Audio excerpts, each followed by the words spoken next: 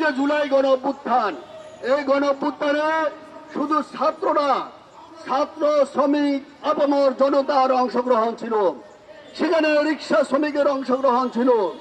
সংগ্রামী বন্ধুরা, এই জুলাই গণ অভ্যুত্থানে রিক্সা শ্রমিকের জীবন দিয়েছে। ফলে আজকে আমরা লক্ষ্য করছি এই অন্তর্বর্তীকালীন সরকার যেই দাবিতে আমরা আন্দোলন করেছিলাম সেই দাবির দিকে তাদের নজর নাই। ওই যে ব্যবসায়ী সিন্ডিকেট, তাদের বিরুদ্ধে তারা ব্যবস্থা নিতে পারে না। যারা লুটপাটকারী, তাদের বিরুদ্ধে ব্যবস্থা নিতে পারে না। যারা বিদেশে অর্থ পাচার করছে, তাদের বিরুদ্ধে ব্যবস্থা নিতে পারে না। অথচ আজকে ওই যে গার্মেন্ট শ্রমিক, আজকে রিক্সা শ্রমিক, এই শ্রমজীবী মানুষ তাদের শত্রুতে পরিণত হয়েছে।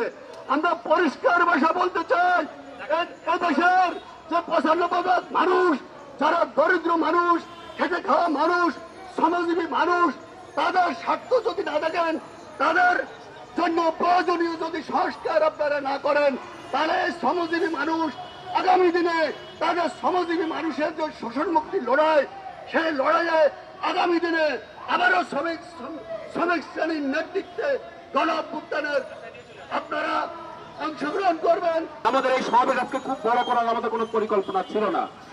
আমরা শুধুমাত্র আমাদের বক্তব্যটা দেওয়ার জন্যই আজকে আমরা এখানে সমাবেশ করতে চেয়েছিলাম।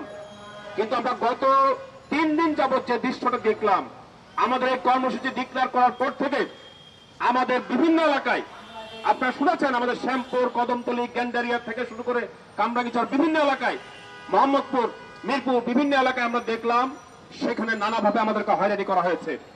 আমরা দেখেছি সেখানে গ্যারেজগুলোকে আটকে রাখা হয়েছে, আমাদের উপর হামলা পরিচালনা করা হয়েছে।